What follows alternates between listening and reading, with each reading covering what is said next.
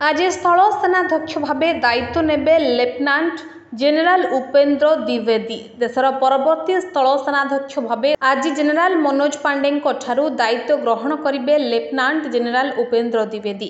देशर 30तम स्थल सेनाध्यक्ष हेबे लेफ्टिनेंट जेनेराल उपेंद्र द्विवेदी। देश में वर्तमान स्थल सेनार आधुनिकीकरण एवं व्यवस्था परिवर्तन जारी रहितबा बेले एही समय लेफ्टिनेंट जेनेराल उपेंद्र द्विवेदी दायित्व ग्रहण करेंगे।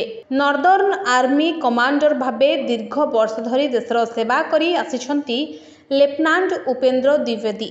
आज अपराह्न से विधिवत भावे देशर परवर्ती स्थल सेनाध्यक्ष भावे दायित्व ग्रहण करेंगे। 1964 जुलाई 1 लेफ्टिनेंट उपेंद्र द्विवेदी जन्म होता।